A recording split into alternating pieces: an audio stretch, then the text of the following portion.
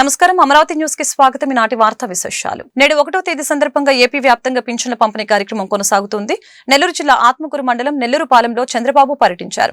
ఈ సందర్భంగా పేదల సేవలో పింఛన్ పంపిణీ కార్యక్రమంలో ఆయన పాల్గొన్నారు. నెల్లూరు పాలెంలోని ఎస్టీ కాలనీలో అంకోచి ఇంటికి ముఖ్యమంత్రి చంద్రబాబు వెళ్లారు.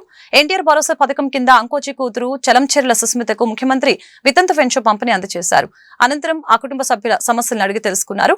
టీటీసీ చదివిన సుస్మితకు డిఎస్సీల ఉద్యోగం కోసం ఉచితంగా శిక్షణ ఇప్పిస్తామని చంద్రబాబు ఈ సందర్భంగా హామీ ఇచ్చారు. ఆ కుటుంబంలోని అంకోచి సుమ కుమారుడికి వ్యవసాయ రంగంలో డ్రోన్ శిక్షణ ఇప్పించి ఉపాధి కల్పిస్తామని హామీ ఇచ్చారు.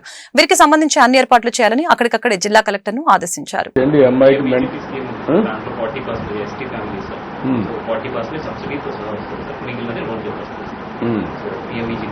ఎంత వస్తుంది మనకు అది subsidy? Unlimited 10 lakhs or 15 lakhs unit cost బట్టి సబ్సిడీ. ట్రాక్టర్ డ్రైవర్లుగా, ఆటో డ్రైవర్లుగా అట్లున్నా సార్ ఎవరికి ఓన్ వెహికల్ పట్టణ గ్రామంలో రైతులు కానీ నాయుడు గారు కానీ వాళ్ళ వెహికల్స్కి వీళ్ళు లేబరర్స్గా డ్రైవర్గా పోతుంది. డైలీ కూలి 700 రూపాయలు ఇస్తారు డ్రైవర్కి. అలాంటిది ఏమైనా చేయగలుగుతావా? చేసుకోగలుగుతారా మీరు ఇద్దరు ముగ్గురు కలిసి ఆటో ఇది ట్రాక్టర్ కొనిస్తే? వ్యవసాయం కానీ అటువంటివి చేయలేవా? పనులు చదువుకున్నావు, చదువుకొని నెక్స్ట్ లెవెల్లో ఎట్లా చేయగలుగుతావు, ఏం చేయగలుగుతావు? ఇక డ్రోన్స్ కూడా ఇప్పుడు ప్రాఫిటబుల్గా వస్తుంది కదా. అగ్రికల్చర్ దీనిలో సార్ జిల్లాలోనే మనకు 35 డ్రోన్స్ ఆల్రెడీ ఇప్పుడు రన్ అవుతుంది. మరి 2000 ఎకరాలు ఇప్పుడు డ్రోన్ ఇప్పిస్తే డ్రోన్ ఆపరేట్ చేసుకోగలుగుతావు నువ్వు టెక్నాలజీ చేసే ఒకటి అబ్బాయికి. నారంపేట ఎంఎస్ఎంఈ పార్కులో నేరుగా పరిశ్రమలు ఏర్పాటు చేసుకోవచ్చని సీఎం చంద్రబాబు అన్నారు. షెడ్లు, కరెంటు అందుబాటులో ఉంటాయని, కామన్ మార్కెటింగ్ సదుపాయాలు కల్పిస్తామని ఈ సందర్భంగా తెలియజేశారు. అలాగనే ఈ సందర్భంగా ముఖ్యమంత్రి మాట్లాడుతూ ఏపీలో అసంఘటిత కార్మికులు అధికంగా ఉన్నారని, అందులోనూ వ్యవసాయం మీద అత్యధికంగా ఆధారపడ్డారని చెప్పారు. ఇప్పుడే భవన నిర్మాణ కార్మికుల బాధలు చూశానని, మిట్ట మధ్యాహ్నం వేళ కాలే ఇనుప కమ్మీలతో పనిచేస్తున్నారని, వారందరినీ ఆదుకోవటం మనందరి బాధ్యత అని ఈ సందర్భంగా తెలియజేశారు. కూటమి అధికారంలోకి వచ్చాక ఇసుక ఉచితం చేస్తామని, భవన నిర్మాణ కార్మికుల పనుల కోసం భవన అనుమతులు తేలికగా పొందే వీలు కల్పించామని చెప్పారు. నారంపేట ఎంఎస్ఎంఈ పార్కులో నేరుగా పరిశ్రమ ఏర్పాటు చేసుకోవచ్చని అన్నారు. షెడ్లు, కరెంటు అందుబాటులో ఉంటాయని, కామన్ మార్కెటింగ్ సదుపాయాలు కల్పిస్తామని తెలియజేశారు. 29,000 మంది రైతులు భూములు ఇచ్చారని, ఎక్కడ రైతుకు అన్యాయం జరగకుండా చూసిన పార్టీ టీడీపీ అని వెల్లడించారు. కొందరికి అభివృద్ధి జరగకూడదని పుల్లలు పెడుతున్నారని మండిపడ్డారు. షెడ్ కట్టిన తర్వాత మెషినరీ కార్డు ఇవ్వాలి, అవన్నీ వచ్చే కొద్దికి 2-3 ఏళ్ళు అవుతుంది. అట్లా కాకుండా ఇక్కడ షెడ్లు రెడీగా ఉంటాయి, కరెంటు రెడీగా ఉంటుంది, అవసరమైతే కామన్ ఇన్ఫ్రాస్ట్రక్చర్ రెడీ చేస్తాం, మార్కెటింగ్ సెంటర్ కూడా పెడతాం. అన్ని వస్తువులు పెట్టి మీరు నేరుగా వచ్చి మీరు ఏ ఫ్యాక్టరీ అనుకుంటే అది స్టార్ట్ చేసే విధానానికి శ్రీకారం చుడుతున్నామని చెప్పి కూడా నేను మీకు తెలియజేస్తున్నా. ఈ రోజు ఇక్కడ ఒక ఎంఎస్ఎంఈ పార్క్ వచ్చింది. ఇక్కడుండే రైతాంగం సహకరిస్తేనే ఇది వస్తుంది.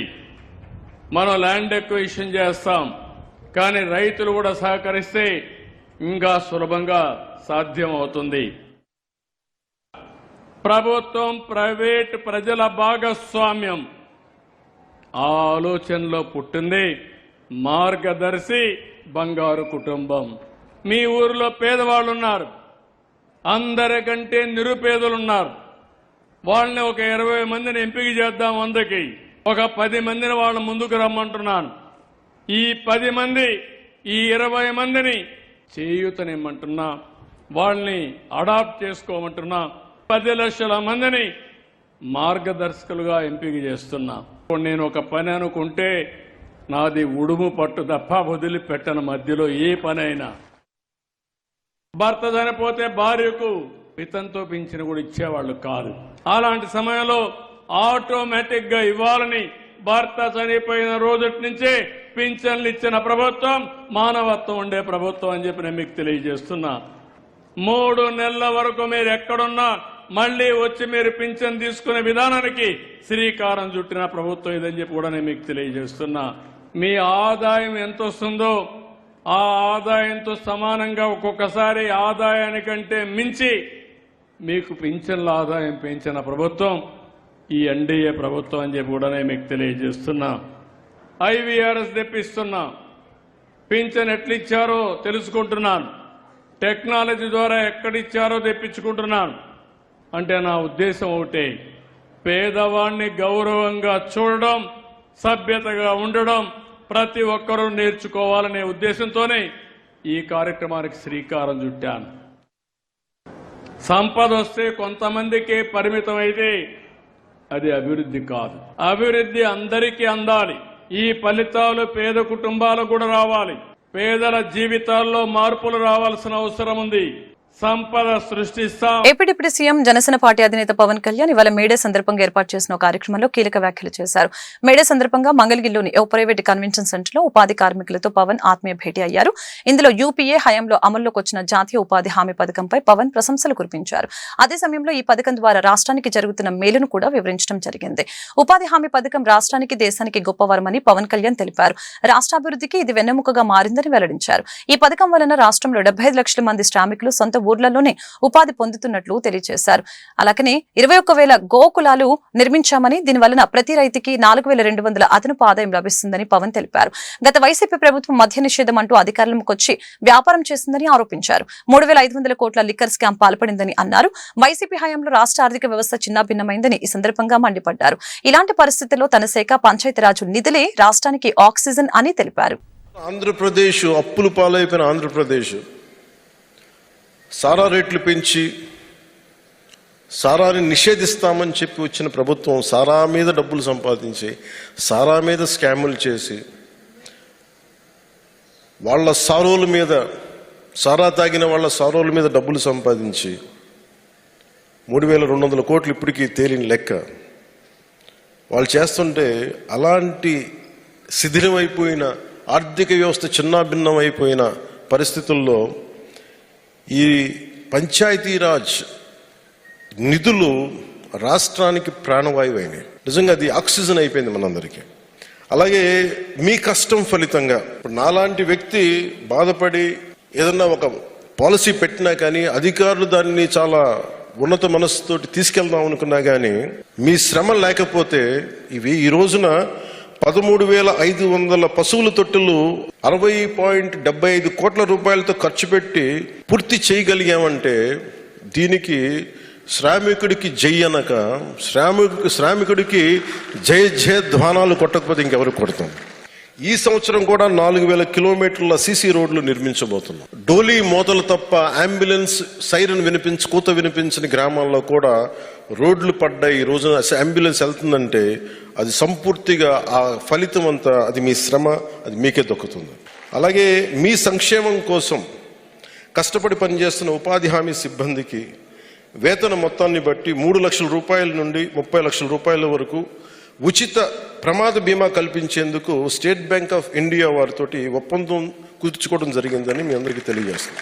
గౌరవ ప్రధానమంత్రి నరేంద్ర మోదీ గారి నాయకత్వం, వారి నిర్దేశకత్వం, వారి దార్శనికతలో గౌరవ ముఖ్యమంత్రి శ్రీ చంద్రబాబు నాయుడు గారి నాయకత్వంతో నడుస్తున్న ఈ రాష్ట్రానికి ఉపాధి శ్రామికుల సంక్షేమమే ధ్యేయం. మా అందరికీ మా ప్రభుత్వం ఎల్లవేళలా మీ అభివృద్ధి, తద్వారా పల్లెల అభివృద్ధికి నిరంతరం కృషి చేస్తుంది.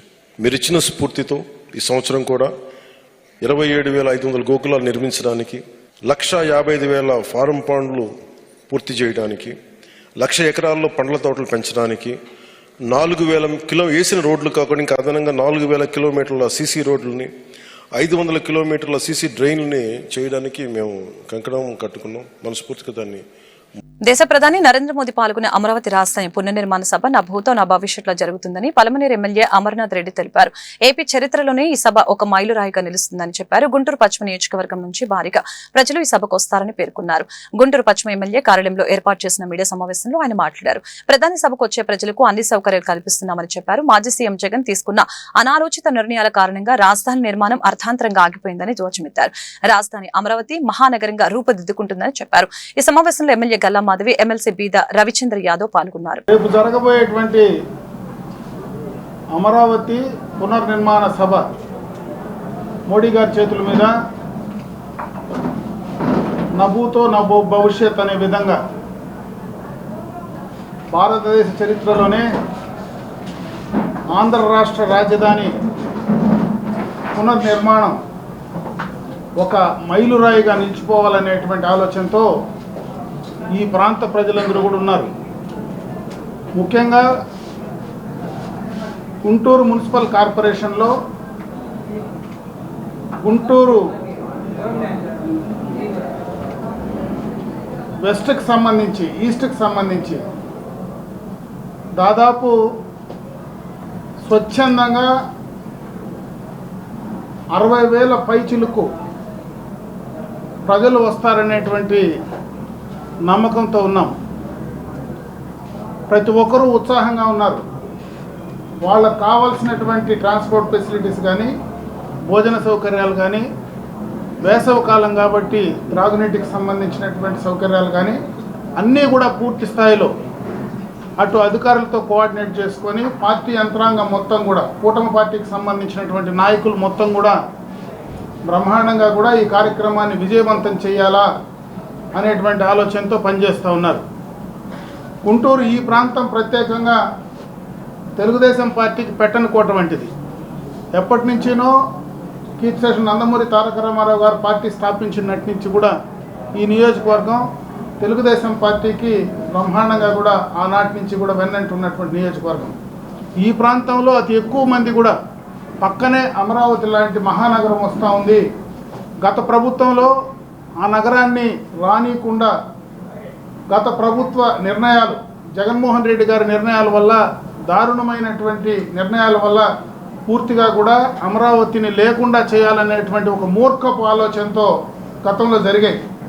దాన్ని తిరిగి మళ్ళీ చంద్రబాబు నాయుడు గారు తిరగరాసే కార్యక్రమం ద్వారా, ప్రజలు ఇచ్చినటువంటి అచంచలమైనటువంటి తీర్పు ద్వారా ఈరోజు అటు మోడీ గారు కానీ, ఇటు చంద్రబాబు నాయుడు గారు కానీ, పవన్ కళ్యాణ్ గారు కానీ ఈ కార్యక్రమాన్ని బ్రహ్మాండంగా కూడా విజయవంతం చేస్తూ ఈ రాష్ట్రానికి కేంద్రం నుంచి అన్ని విధాల సహాయ సహకారాలు వస్తాయనేటువంటి ఆలోచనతో ఈరోజుగా మోడీ గారి చేతుల మీదుగా ఈ కార్యక్రమాన్ని బ్రహ్మాండంగా విజయవంతం చేయాలనేటువంటి ఆలోచనతో ఉన్నారు. కాబట్టి అందరూ కూడా అభివృద్ధి వికేంద్రీకరణకు బీజేపీ కట్టుబడి ఉందని ఆ పార్టీ రాష్ట్ర అధికార ప్రతినిధి వల్లూరి జయప్రకాష్ నారాయణ స్పష్టం చేశారు. ఎన్డీఏ కూటమి పాలనలో అమరావతి ప్రపంచ స్థాయి రాజధానిగా రూపుదిద్దుకుంటుందని చెప్పారు. అన్న శవ రాజకీయాలకి పరిమితమైతే చెల్లి ఇంగిత జ్ఞానం లేకుండా మాట్లాడుతుందని చెప్పారు. వైఎస్ జగన్ షర్మిలపై ఫైర్ అయ్యారు. పాకిస్తాన్ ప్రేమికులు ఈ దేశం నుంచి సర్దుకోవాలని చెప్పారు. గురువారం ఆయన గుంటూరులో మీడియాతో మాట్లాడారు. శుక్రవారం దేశ ప్రధాని నరేంద్ర మోదీ 1,00,000 కోట్లతో రాజధాని పునర్నిర్మాణ పనులకి శ్రీకారం చుట్టే కార్యక్రమాన్ని ప్రజలు విజయవంతం చేయాలని సందర్భంగా కోరారు. ఏపీ చరిత్రలో సువర్ణ అధ్యయనానికి ప్రధాని సభ ప్రారంభం కానుందని చెప్పారు.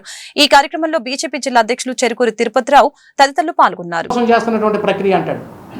వాళ్ళ పార్టీకి సంబంధించినటువంటి ఒక ఎంపీ చెబుతాడు సోది. ఏం సోది? ఆయన ఓ సోది ఒక ఆయన ఉన్నాడు, ముస్లిం ఎంపీ.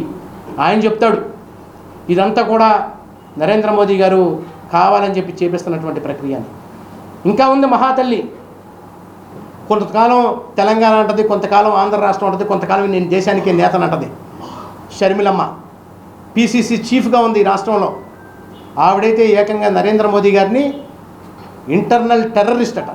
ఈ దేశానికి అంతర్గత టెర్రరిస్టు నరేంద్ర మోదీ గారు. ఏమ్మా, కనీసం మాట్లాడే ముందు ఇంగిత జ్ఞానం కూడా ఉండవలసినటువంటి పరిస్థితి లేదా మీకు? చదువుకున్న వాళ్ళు కాదా? సమాజాన్ని చదివినటువంటి వ్యక్తులు కాదా? ఇదంతా ఇంటెలిజెన్స్ ఫెయిల్యూర్ అని మీరు చెప్తా ఉన్నారే. మీ తండ్రి గారు 2004 నుంచి 2009 దాకా ఈ రాష్ట్రాన్ని పరిపాలించినప్పుడు, ఉమ్మడి రాష్ట్రాన్ని 2007లో జరిగినటువంటిది దుస్సంఘటన మర్చిపోయారా? లుంబినీ పార్క్లో ఆ రోజు 7 మంది మరణించారే ఇదే బాంబు దాడిలో, ఐఎస్ఐ తీవ్రవాదులు చేసినటువంటి దాడిలో. అదేవిధంగా 2007లో జరిగినటువంటి గోకుల్ చాట్లో 27 మంది మరణించారే. అదేవిధంగా దిల్సుఖ్ నగర్లో బాంబు పేలుళ్ళు జరిగినాయే. ఏ రోజైనా మీరు బయటకు వచ్చి ఒక్క మాట స్పందించారా? మీరు కానీ, మీ పార్టీకి సంబంధించిన వ్యక్తులు కానీ. ఆ రోజు మేమేమన్నా మిమ్మల్ని ఇంటెలిజెన్స్ ఫెయిల్యూర్ కింద మాట్లాడామా? ఇంకా చెప్పుకోవాల్సి వస్తే మీ సోనియా గాంధీ, మీ రాహుల్ గాంధీ నేతృత్వంలో 2004 నుంచి 2014 దాకా సుమారుగా ఈ దేశంలో బాంబు దాడుల వల్ల 567 మంది చనిపోయారు. అది ముంబైలో జరిగినటువంటి పేలుళ్ళు కానివ్వండి, అదేవిధంగా ఢిల్లీలో సినిమా థియేటర్లో జరిగిన పేలుళ్ళు కానివ్వండి, కేరళలో జరిగినటువంటి బాంబు దాడి కానివ్వండి, కర్ణాటకలో జరిగిన బాంబు దాడి కానివ్వండి, అనేక రకాలుగా ప్రాణాలు కోల్పోయారు. ఆ రోజు దేశమంతా మీ వెనకాల నిలబడి, మీ వెనకాల మేమంతా ఉన్నాము అని చెప్పి ప్రతిపక్ష పార్టీలతో పాటు అఖిలపక్ష సమావేశాలు ప్రతి సందర్భంలో కూడా చెప్పి మీతో పాటు కలిసి ప్రయాణం చేసినటువంటి పరిస్థితి. మీరు చరిత్ర తెలుసుకోకుండా, మీ తండ్రి యొక్క చరిత్ర, మీ పార్టీ యొక్క చరిత్ర తెలుసుకోకుండా మీ ఇష్టం వచ్చినప్పుడు పేలాపన పేలితే భారతీయ జనతా పార్టీ, కేంద్ర ప్రభుత్వం, రాష్ట్ర ప్రభుత్వాలు ఊరుకోవు. మీలాంటి వాళ్ళని బయటకి ఈ దేశానికి ద్రోహుల్లాగా మిమ్మల్ని అందరూ కూడా ప్రజలందరూ కూడా ఇప్పటికే గుర్తించారు కాబట్టి మిమ్మల్ని ఈ దేశంలో ఈ పార్టీని, కాంగ్రెస్ పార్టీని ఈ దేశం నుంచి వెళ్ళగొట్టేటటువంటి ప్రయత్నం జరుగుతూ ఉంది. ముఖ్యంగా మరొక విషయం ఈ సందర్భంగా కూడా మనం చెప్పుకోవాలా.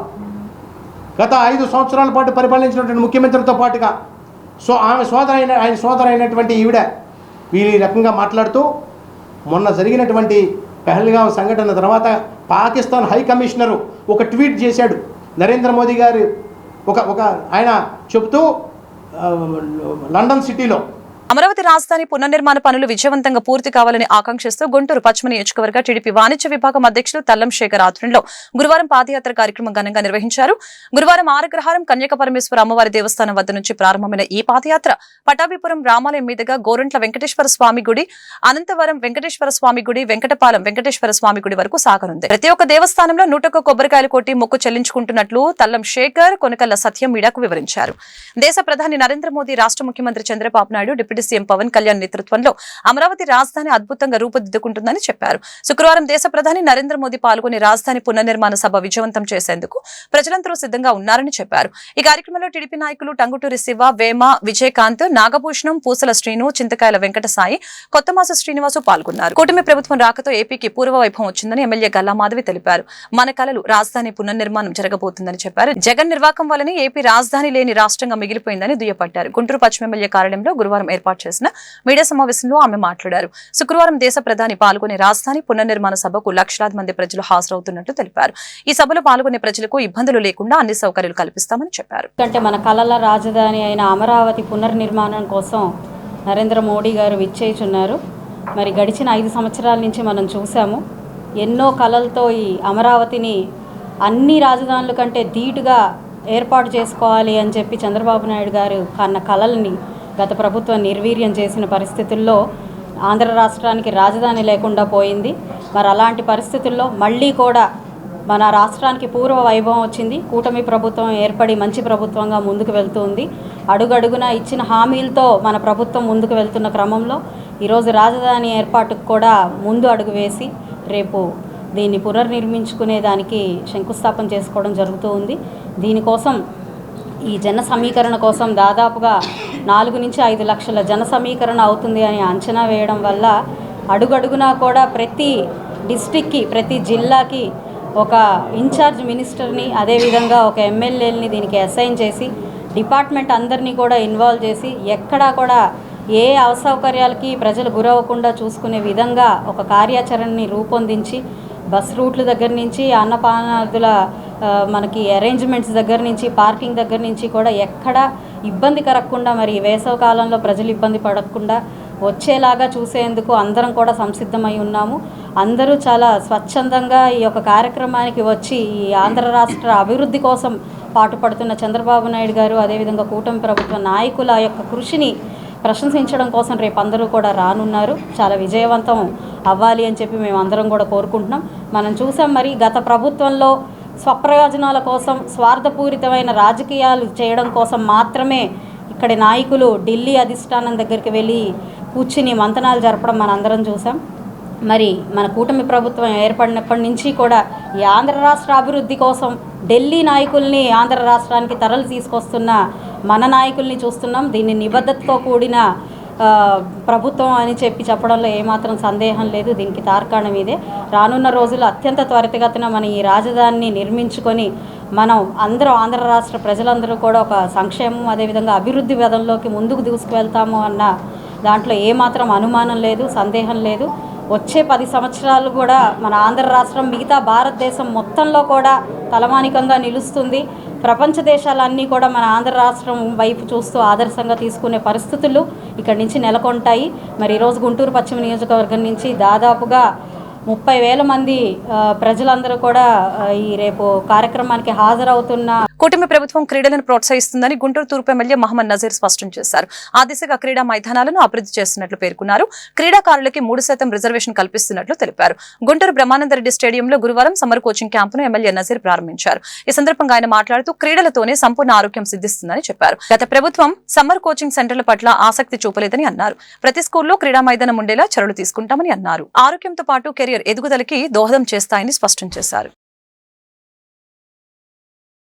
క్రీడలను ప్రోత్సహించేటువంటి విధంగా రాష్ట్రంలో కూటమి ప్రభుత్వం ప్రత్యేకమైనటువంటి క్రీడా పాలసీ నిర్మించడమే కాకుండా గత ప్రభుత్వం నిర్లక్ష్యం చేసినటువంటి సమ్మర్ క్యాంప్స్ పిల్లల కోసం పెట్టకుండా పెట్టినా కూడా పే అండ్ ప్లే అనే పేరుతో వాళ్ళ దగ్గర నుంచి ఫీజులు వసూలు చేసేటువంటి కార్యక్రమం చేయడం జరిగింది.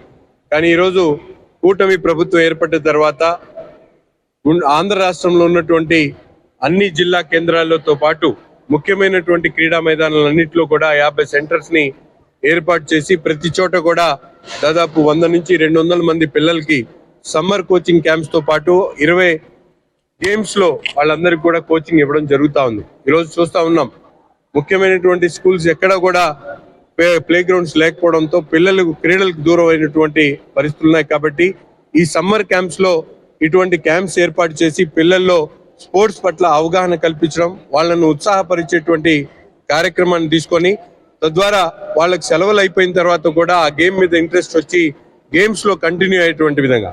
అంతేకాకుండా ఈరోజు రాష్ట్రంలో విశిష్టత కనబరిచినటువంటి ప్రతి ఒక్క క్రీడాకాడికి కూడా 3% ఉద్యోగాల్లో రిజర్వేషన్ కల్పించేటువంటి ఒక మహత్తరమైనటువంటి ఆలోచనని ఈరోజు గౌరవ ముఖ్యమంత్రి గారు తీసుకోవడం అనేది చాలా గొప్ప విషయం. ముఖ్యంగా ఆంధ్ర రాష్ట్రంలో అనేక చోట్ల క్రీడా మైదానాలు నిర్మించేటువంటి కార్యక్రమంతో పాటు మనందరికీ కూడా తెలుసు మంగళగిరిలో ఇంటర్నేషనల్ క్రికెట్ స్టేడియంతో పాటు గుంటూరులో ఉన్నటువంటి బ్రహ్మానందరెడ్డి స్టేడియాన్ని గతంలో గత 30-40 సంవత్సరాల నుంచి ఎక్కడ కూడా అభివృద్ధి ఆలోచన లేకుండా అభివృద్ధి చేయకుండా కుంటపడినటువంటి బీహార్ స్టేడియంని పూర్తిగా అభివృద్ధి చేయాలన్న ఆలోచనతో దాదాపు 100 కోట్ల రూపాయలతో ఇక్కడ పూర్తిగా దీనికి అవసరమైనటువంటి అన్ని ఈవెంట్స్ ను కూడా ఏర్పాటు చేసే షటిల్ తో పాటు బ్యాడ్మింటన్ తో పాటు స్కేటింగ్ తో పాటు అథ్లెటిక్స్ తో పాటు క్రికెట్ ఫుట్బాల్ అన్ని ఈవెంట్స్ కూడా కవర్ అయ్యేటటువంటి విధంగా ఈ స్టేడియాన్ని నిర్మించాలనే ఆలోచనతో ఒక పక్కన శాప్ అథారిటీ అధికారులు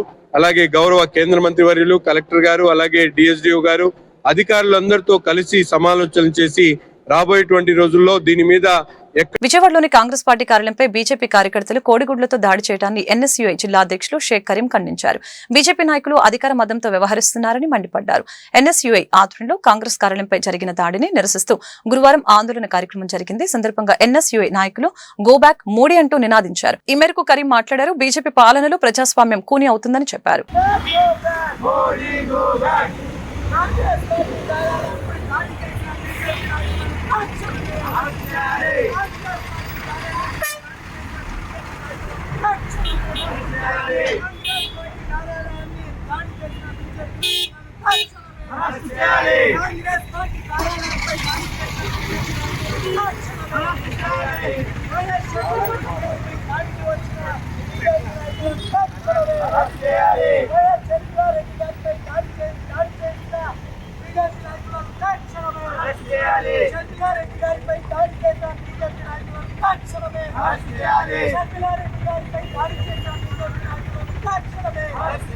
రాజధాని అమరావతిని ప్రేమించే వారంతా శుక్రవారం ప్రధాని సభకు ఆహ్వానితులేనని మంత్రి కొలుసు పార్థసారథి చెప్పారు. బుధవారం సచివాలయంలో మాట్లాడారు. మే 2న అమరావతి పనుల పునఃప్రారంభ కార్యక్రమానికి పెద్ద ఎత్తున నిర్వహిస్తున్నామని, ప్రధాని మోదీ పాల్గొనే సభను విజయవంతం చేయాలని అన్ని జిల్లాల నుంచి 5 లక్షల మందిని తరలిస్తున్నట్లు తెలిపారు. భోజనం, అల్పాహారం, త్రాగునీరు వంటి అన్ని సౌకర్యాలు కల్పిస్తున్నామని చెప్పారు.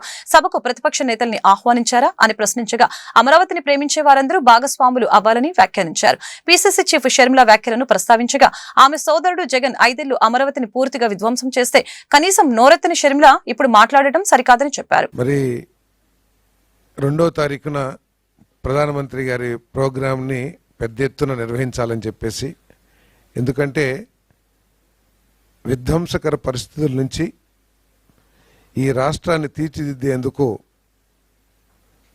పునర్నిర్మాణం చేసేందుకు కూటమి ప్రభుత్వం కట్టుబడి ఉందనే విషయాన్ని గుర్తించే విధంగా ఈ కార్యక్రమాన్ని ఒక సెలబ్రేటివ్ మోడ్లో చేయాలని చెప్పేసి ఈ ప్రభుత్వం పనిచేస్తుందని చెప్పేసి మనం చేస్తాను. నేను చుట్టుపక్కల అన్ని జిల్లాల నుంచి కూడా పెద్ద ఎత్తున ప్రజల్ని తరలించి మరి ముఖ్యమంత్రి గారికి మరి ప్రధానమంత్రి గారి కార్యక్రమాన్ని విజయవంతం చేయాలని చెప్పేసి ఇప్పటికే కార్యక్రమాలు మొదలుపెట్టాం. దాదాపు 3.5 నుంచి 5 లక్షల మంది జన సమీకరణ ఎందుకంటే అన్ని ప్రాంతాల్లో కూడా ఒక ఉత్సాహభరితమైన వాతావరణం కనబడుతుందని చెప్పేసి మనం చేస్తాను. ఎందుకంటే 5 సంవత్సరాలు ఈ రాష్ట్రానికి రాజధాని ఏమిటి అంటే చెప్పలేని దౌర్భాగ్య పరిస్థితుల్లో ఉన్న పరిస్థితుల నుండి ఈరోజు మాకు ఒక గర్వకారణమైన రాజధాని నిర్మించబడబోతుంది. ప్రపంచంలోనే ఇంత ప్లాన్డ్ సిటీ ఎక్కడా లేని విధంగా అమరావతిలో మరి భవిష్యత్తులో ఆంధ్రప్రదేశ్కి ఒక ఎకనామిక్ పవర్గా మారే విధంగా ఈ నగరాన్ని తీర్చిదిద్దాలని చెప్పేసి ఈ ప్రభుత్వం మన ప్రీతం ముఖ్యమంత్రి చంద్రబాబు నాయుడు గారు పట్టుదలతో కృషి చేస్తున్న విషయం మనకు తెలిసిందే. మరి గత 5 సంవత్సరాలు శ్రామిక లోకానికి గుంటూరు పశ్చిమ ఎమ్మెల్యే మేడే శుభాకాంక్షలు తెలిపారు. కూటమి పాలనలో కార్మికుల సంక్షేమం బ్రహ్మాండంగా కొనసాగుతుందని చెప్పారు. గురువారం గుంటూరు పశ్చిమ నియోజకవర్గ కార్యాలయంలో మేడే వేడుకలు ఘనంగా జరిగాయి. ఈ సందర్భంగా ఎమ్మెల్యే గల్లా మాధవి కార్మికులకు స్వీట్లు పంచిపెట్టారు. శాల్వలు కప్పి మేడే శుభాకాంక్షలు తెలిపారు. ఈ కార్యక్రమంలో ఎమ్మెల్యే అమర్నాథ్ రెడ్డి, ఎమ్మెల్సీ బీద రవిచంద్ర యాదవ్ పాల్గొన్నారు. ముందుగా కార్మిక సోదర సోదరీమణులందరికీ కూడా మేడే శుభాకాంక్షలు. అదేవిధంగా రేపు మే 2వ తారీఖు ఆంధ్ర రాష్ట్రానికి ఒక పండుగ రోజుగా ప్రకటించుకునే రోజు. కేంద్ర రాష్ట్ర ప్రభుత్వాలు కార్మిక వ్యతిరేక విధానాలకి పాల్పడుతున్నాయని సిపిఐ రాష్ట్ర సహాయ కార్యదర్శి ముప్పాల నాగేశ్వరరావు ఆరోపించారు. మోడీ పాలనలో భారతదేశం అప్పుల కుప్పగా మారిందని చెప్పారు. అమెరికా డాలర్తో పోలిస్తే రూపాయి విలువ భారీగా పతనమైందని చెప్పారు. గుంటూరు సంగడిగుంట రేగుల రాఘవయ్య భవన్ వద్ద ఏఐటీయూసీ ఆధ్వర్యంలో గురువారం మేడే వేడుకలు ఘనంగా జరిగాయి. ఈ సందర్భంగా ముప్పాల నాగేశ్వరరావు ఏఐటీయూసీ జెండాను ఆవిష్కరించారు. అలాగే కార్మిక నాయకులు జీవీ కృష్ణారావు విగ్రహానికి ఆయన పూలమాలలు వేసి ఘనంగా నివాళులర్పించారు. శ్రమ దోపిడీకి మేడే విముక్తి కల్పించిందని చెప్పారు. తిరిగి అదే వెట్టి చాకిరికి కేంద్ర ప్రభుత్వం శ్రీకారం చుట్టడానికి ప్రయత్నం చేస్తుందని ధ్వజమెత్తారు. కార్మికుల హక్కులను హరించి 4 లేబర్ కోడ్లను తక్షణమే రద్దు చేయాలని ఈ సందర్భంగా డిమాండ్ చేశారు. కార్యక్రమంలో ఏఐటీయూసీ రాష్ట్ర అధ్యక్షులు చల్ల చిన ఆంజనేయులు, నగర అధ్యక్షులు జి సురేష్, కోట మాల్యాద్రి, అంజుబాబు తదితరులు పాల్గొన్నారు. మేడే యావత్ ప్రపంచం రంగు జాతి తేడా లేకుండా జరుపుకుంటున్నటువంటి శ్రామిక దిన మహోత్సవం 18 గంటలు 16 గంటలు శ్రమ దోపిడీ జరిగేటువంటి దానికి వ్యతిరేకంగా 8 గంటల పనిదినం కావాలని 1886లో చికాగోలో జరిగినటువంటి ఒక మహత్తర కార్మిక వర్గంలో ఆనాటి ప్రభుత్వం దారుణమైన దమనకాండ చేసింది, రక్తసిక్తమైంది. అందులోంచి ఉద్భవించిందే ఎర్ర జెండా. ఈరోజు ప్రభుత్వాలు మారుతున్నాయి, జెండాలు మారుతున్నాయి. కేంద్రంలో కార్మికుల కోసము, రైతుల కోసము మేమున్నామని చెప్పేటువంటి నరేంద్ర మోడీ పాలన 11వ సంవత్సరం నిండుతూ ఉంది. నేను ఇతర విషయాలకు పోను కానీ ఈ 11 సంవత్సరాల కాలంలో కార్మిక వర్గం వారు దినసరి వేతనాలు, నిజ వేతనాలు తగ్గిపోతున్నాయి, ధరలు పెరిగిపోతున్నాయి, సామాన్యుడు బతకలేని పరిస్థితి ఏర్పడింది. మరోవైపున కోటీశ్వరులు లక్షల కోట్లకు ఎగబాకుతూ ఉన్నారు. దేశ ఆర్థిక సంపద బాగా పెరిగిందని మోడీ చెప్తున్నాడు. మరి పెరిగితే 52 లక్షల కోట్ల నుండి 200 లక్షల కోట్లకు భారతదేశం అప్పు ఈ 10 సంవత్సరాల కాలంలో ఎందుకు పెరిగిందో బీజేపీ, మోడీ, ఆయన మిత్రులు చెప్పాలి.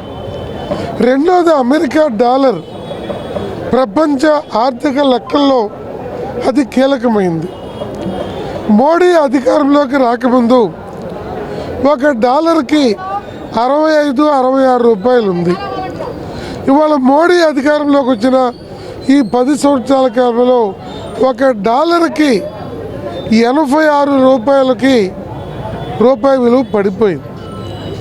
ఈ రెండు మోడీ పరిపాలన ప్రజాహితం కాదని, కార్మికుల పక్షం కాదని, రైతుల పక్షం కాదని, శ్రామికుల పక్షం కాదని వైసీపీ జిల్లా కార్యాలయంలో మేడే వేడుకలు ఘనంగా జరిగాయి. ఈ సందర్భంగా మేడే జెండాను వైసీపీ ట్రేడింగ్ యూనియన్ నాయకులు పవన్ ఆవిష్కరించారు.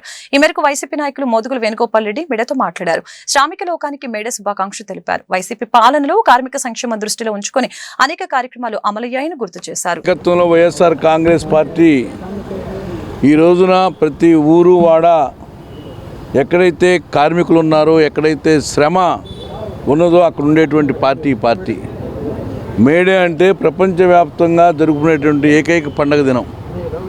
ఇది కార్మికుల శక్తిని, కార్మికుల యొక్క శ్రమని దోపిడీ కాకుండా వారికి అండగా ఉండేటటువంటి పొలిటికల్ పార్టీల్లో వైఎస్ఆర్ కాంగ్రెస్ పార్టీ మొట్టమొదటిగా ఉంటుంది.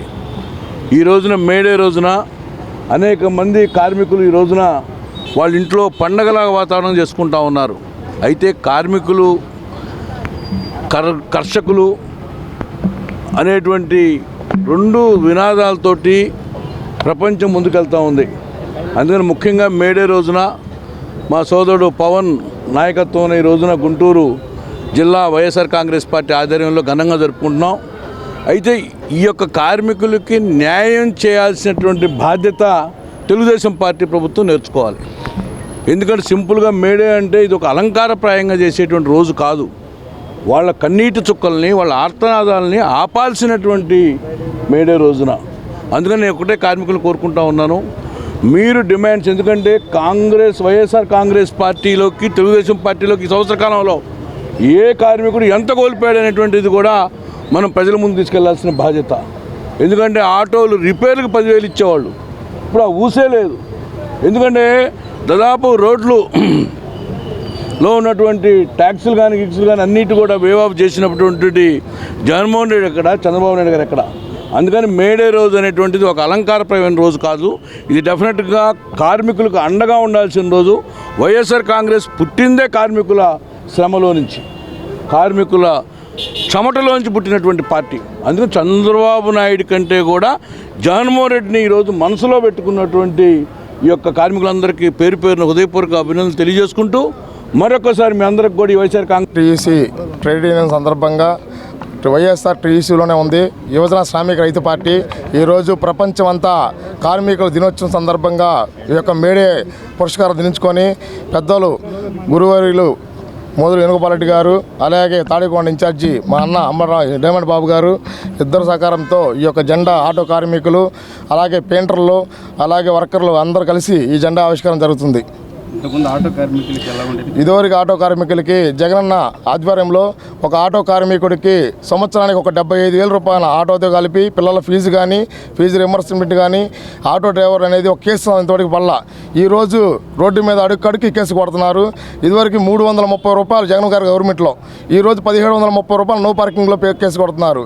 ఇలాగే ఆటో కార్మికులు జగన్మోహన్ రెడ్డి గారు ఉన్నప్పుడు ఏ ఇబ్బంది లేకుండా పిల్లల ఫీజు కానీ ఏదైనా, ఇవాళ నేను ఆటో కార్మికుడు, నేను ఇవాళ రోజు నా పిల్ల ఫీజు సీట్ కొడితే బీటెక్లో రాత్రి ఫోన్ చేసి పిల్లకి ఫీజు పడలేదు, హాస్టల్ ఫీజు కట్టాలి, ఎగ్జామ్ రాపియం బీటెక్ అంటున్నారు. అలాగే ప్రతి ఒక్క ఆటో డ్రైవర్లు ఇబ్బందులు పడుతున్నారు. అవన్నీ మా గోడు. ఈ వార్తలు ఇంతటితో సమాప్తం. మరొక బులెటిన్లో మళ్ళీ కలుద్దాం. నమస్కారం.